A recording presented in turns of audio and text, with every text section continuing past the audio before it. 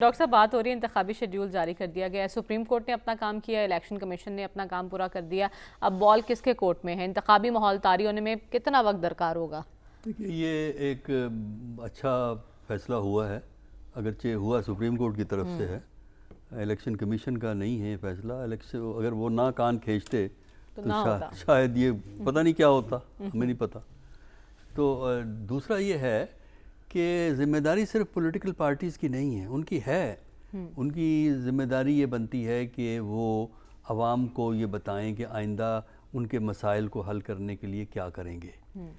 جس ملک میں ان جو پرائس ہائیک ایوریج 43% ہو تو آپ خود ہی اندازہ کریں کہ ایک عام آدمی کی زندگی کتنی مشکل گزر رہی ہے، اس طرف کریں۔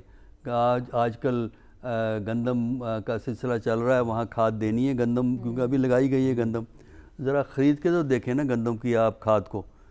ہاں بلیک میں اگر آپ ہائی پرائس پہ لینا چاہیں مل جائے گی، جو سرکاری پرائس ہے اس پہ قوت خرید سے باہر وہ نہیں، وہ خریدی نہیں ملتی کہاں سے ہے، قوت خرید تو بعد میں آتی ہے، اور سرکاری پرائس پہ دیتا کون ہے؟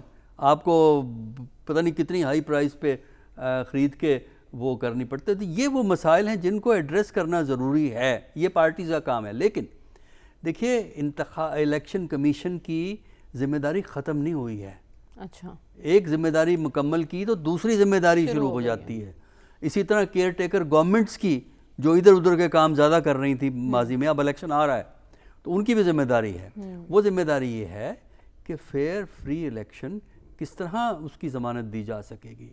اور فیئر فری الیکشن کا مطلب یہ نہیں ہے کہ وزیر کا اپنے بیان، کوئی وزیر آپ کا بیان دے دے یا الیکشن کمیشن والے بیان دے دیں، بلکہ یہ ہم نے دیکھنا یہ ہے کہ کیا یہ واقعی ہم عام طور پر دیکھ رہے ہیں fair and free election?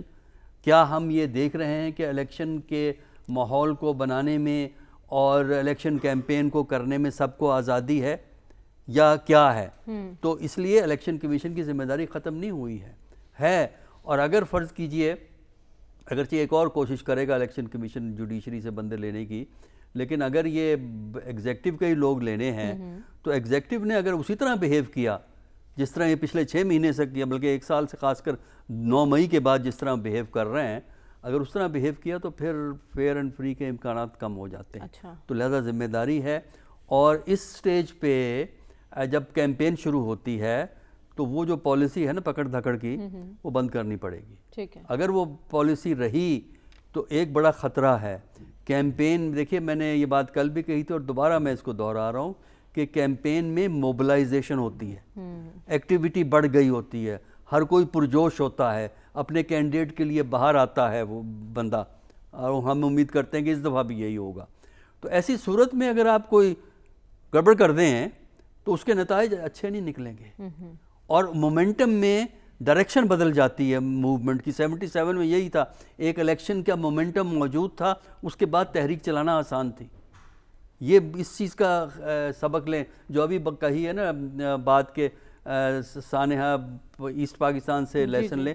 Lesson ویسن ہم نے کوئی خاص نہیں لیا، ہم بیٹھ کے آنسو بہا لیتے ہیں، وہ جو اگرچہ مگرمچھ کے آنسو ہوتے ہیں وہ، لیکن لیسن کوئی نہیں لیا، اس لیے کہ ہماری پالیسی آج بھی وہی ہیں جو ہمیں اس وقت ان لوگوں کے خلاف نظر آ رہی تھی جن سے ریاست خوش نہیں تھی۔ ٹھیک ہے، آپ نے کہا کہ شیڈیول جاری ہو گیا ہے لیکن الیکشن کمیشن کی ذمہ داری ختم نہیں ہوئی، ابھی الیکشن کمیشن اور نگرانوں کی ذمہ داری مزید بڑھ گئی ہے۔ ڈاکٹر صاحب ٹکٹ کی تقسیم کس جماعت کے لیے کتنی مشکل لگ رہی ہے آپ کو؟ دیکھیں یہ جو ہے نا جو کریڈیبل 3 بڑی جماعتیں ہیں نا، ان تینوں میں مشکلات ہوتی ہیں، لیکن یہ ہے کہ جو ہماری سیاسی جماعتیں جو خاص کر لیڈرشپ ہوتی ہے، اور ایسی لیڈرشپ جس کے بارے میں ہو ہوا چلے، ہوا کا رخ کس طرف کو ہے، اس لیے جس پارٹی کی طرف ہوا کا رخ ہو ادھر عموماً رش زیادہ ہوتا ہے۔ لیکن یہ ہے کہ افسوس کی بات اس میں یہ ہے کہ ایک تو فیس ان کی بڑی ہائی ہوتی ہے، جس طرح پی ایم ایل این سے ذرا پوچھیں نا کتنی فیس ہے ان کی ٹکٹ اپلائی کرنے کے لیے، یعنی ٹکٹ ملے یا نہ ملے آپ کو وہ پیسے آپ کے ہاتھ سے 2 لاکھ روپے مانگ رہے ہیں، تو وہ جو ہے پیسے اکٹھے کرنے کا طریقہ ہے۔ دوسرا یہ ہے کہ جو لوگ ٹکٹ کے لیے اپلائی کرتے ہیں ان کو عزت اور احترام دینے کی ضرورت ہوتی ہے۔ وہ بندوں کو حاضر کر لیتے ہیں، وہ مجمع بیٹھا ہوتا ہے، اور وہ اندر جو ہیں وہ لیڈرشپ، ٹاپ کی لیڈرشپ ان کے پیچھے دیکھیں نا یا تو ہو نا صرف اس کمیٹی کے چند ایک لوگ بیٹھے ہوئے ہیں ٹاپ کے لیڈرشپ، لیکن وہاں تو اور بڑے لوگ بیٹھے ہوتے ہیں یہ دکھانے کے لیے ہم بھی اہم ہیں پارٹی کے اندر، اور اس میں آ کے پھر آپ ان کو جو سوال جواب کرتے ہیں وہ بعض دفعہ اچھے سوال جواب نہیں ہوتے.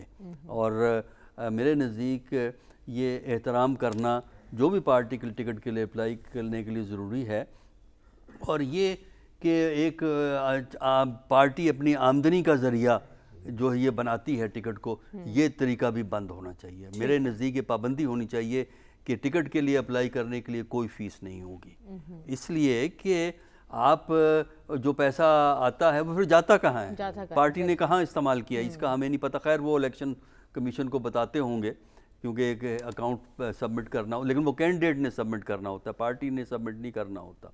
تو میرے نزدیک ایک تو احترام کی ضرورت ہے، دوسرا یہ ہے کہ اس ٹکٹ اپلائی کرنے کے لیے فیس نہیں ہونی چاہیے، اور اس میں یہ ہے کہ بجائے اس کے کہ ان کی ٹاپ کی قیادت فیصلہ کرے، آپ پہلے ریکمنڈیشن مانگیں لوئسٹ لیول پہ پارٹی کی آرگنائزیشن سے کہ آپ کے علاقے میں کون سے 4-5 آدمی ہیں جن کو آپ سمجھتے ہیں ٹکٹ ملنا چاہیے.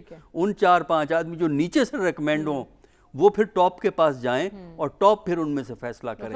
اب تو یہ ہے کہ میں بھی اپلائی کر دوں، ہم نے دیکھا ہی نہیں اس سسٹم میں، یہ آئیڈیل سچویشن ہے. ڈاکٹر صاحب دیکھا جاتا ہے کہ جب پیٹرول کی قیمت کم ہوتی ہے بڑھتی ہے تو پھر دیگر اشیاء کی قیمتیں بھی بڑھ جاتی ہیں، لیکن جب پیٹرول کی قیمت کم ہوتی ہے تو سب چیزیں اپنی جگہ جوں کی توں رہتی ہیں، یہ کیا وجہ ہے؟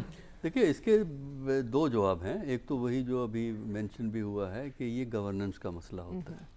یہ ٹھیک ہے انفلیشن ہوتی ہے، چیزوں کی قیمتیں بڑھتی ہیں، کمی نہیں ہوتی، لیکن جس تیزی سے بڑھتی ہیں وہ گورننس کا مسئلہ ہے. اس لیے کہ ہماری ایڈمنسٹریشن جو ہے یہ کنٹرول ڈسٹرکٹ ایڈمنسٹریشن کے ذریعے ہوتا ہے، پرائس کنٹرول، لیکن ڈسٹرکٹ ایڈمنسٹریشن کو تو کچھ اور ٹاسک دیا ہوا ہے، اور یہ ٹاسک نہیں ہے کہ وہ مارکیٹ کو چیک کریں، مارکیٹ میں چھاپے ماریں. پرائسز بالکل صحیح ہے کہ ایک ہی چیز کی قیمت ایک دکان کچھ دے گا، دوسرا دکان والا کچھ کہے. اگر آپ اعتراض کریں تو وہ کہتے ہیں جہاں سے ملتی ہے جا کے لے لیں آپ. یعنی ان کا ایٹیچیوڈ یہ ہے آپ گاہک کی طرف کہ وہ گاہک پہ بڑا احسان کر رہے ہیں کہ وہ یہ چیزیں یہاں پرووائڈ کر رہے ہیں. یہی ایٹیچیوڈ جو ہے وہ عوام کو سخت نقصان پہنچایا. دوسری اس کی وجہ یہ ہے کہ جو ہمارا سیاسی اور معاشی نظام ہے وہ عام آدمی کی فلاح کے لیے نہیں ہے، وہ بڑے آدمیوں کے لیے ہے، بڑے لوگوں کے لیے جن کے لیے پرائس میٹر نہیں کرتی. اگر چائے کی پرائس میں 15 روپے اضافہ ہو گیا ہے تو کیا فرق پڑتا ہے؟ جس کو فرق پڑتا ہے اس کی پہنچ نہیں ہے. اب ایک عام آدمی جو بیچارہ مشکل سے اپنی روٹی پوری کرتا ہے اپنی فیملی کی مہینے کی، اس کی آواز اوپر تک کہاں پہنچتی ہے؟ یہ فیصلہ کرنے والے کہاں سنتے ہیں؟ صرف یہ ہے کہ وہ تقریریں ضرور کر دیں گے. اگر آپ اپوزیشن میں ہیں تو آپ کہیں گورنمنٹ نے پرائس ہائیک کر دیا، یہ کر دیا، وہ کر دیا. کل کو آپ کی گورنمنٹ آئے گی تو آپ جو بزنس مین ہے، جو آڑتی ہے، بزنس مین ہے، اس کے مفادات کو آپ پروٹیکٹ کریں گے. آپ ذرا ٹیکس لگا کے دیکھیں نا دکانداروں پہ کون سی پارٹیاں بلکنا شروع ہو جاتی ہیں.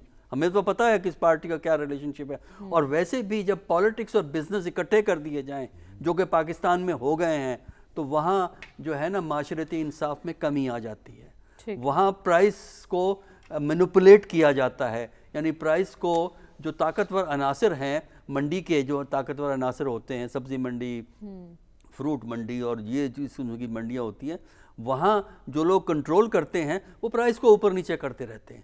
پھر اس کے بعد دکانداروں کو پتہ ہے کہ ان کی یونین بنی ہوئی ہے، لہذا اگر وہ پرائس کو ہائیک کر دیں گے تو کیا کر لیں گے یہ جا کے اس قسم کے لوگ. تو میرا خیال ہے یہ ہیلپ لیسنس کی بات ہے اور یہ افسوس کی بات ہے کہ ہم جمہوریت کی تو بات کرتے ہیں لیکن جمہوریت سرو کرتی ہے، خدمت کرتی ہے، فلاح ڈھونڈتی ہے، بہتری کرتی ہے جو صاحب اختیار و اقتدار ہے، جو دولت والا ہے، جو چیزوں کو کنٹرول کر سکتا ہے، جس کے گھر ملکوں سے باہر بھی ہیں.